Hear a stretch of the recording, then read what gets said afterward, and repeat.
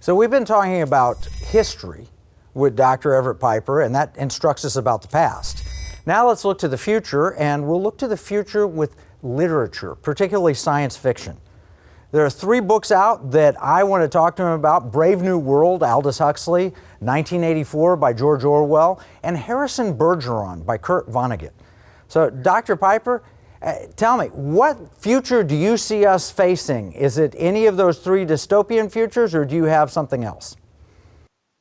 I think it's an amalgamation of the 3. I mean, Huxley talks about Big Brother controlling our every move and constantly watching over us. Obviously, we can see some of that right now in terms of big government and the control and the power that government wants to have over our daily lives.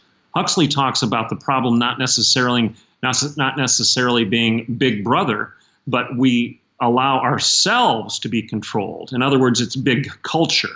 And you see that right now in the way we're reacting to, for example, the way the corporate world is seeking to control our every move.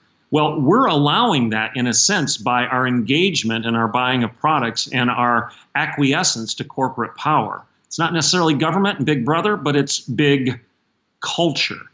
And then, of course, the third one is the control of the mind to the extent that all is equal, the control of the body to the extent that everybody must be equal. And then if one person has any natural innate advantage over another, then somehow, whether it be government or the corporate world, Big Brother or big culture, somebody's going to come in and dumb down everything to the level of some sort of egalitarian society that has no distinction. And don't you see that right now in this cry for safe spaces and this cry for being comfortable all the time? You can't beat me because that makes me feel sad. So it's an amalgamation of all 3. Well, on that third one, let's go there for a second, because you've written extensively and spoken extensively about how we've redefined women. So we've essentially defined them out of existence.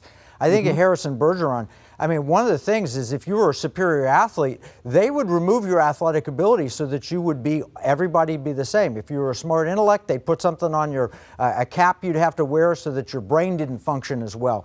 But this whole idea that we're going to make, even in athletics, men and women have to be the same, so men can compete in women's athletics, and we're having all, I mean, it's just nuts, isn't it?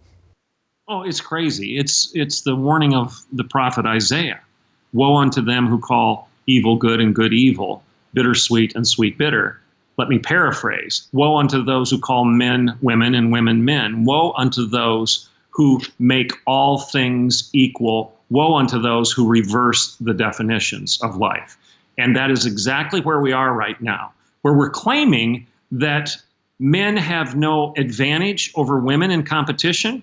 Well, that ignores the facts. That just ignores the reality of Olympic athletics. Rather, if that's true, then why in the world doesn't the WNBA draft LeBron James to play on one of the women's teams? Why? Why not?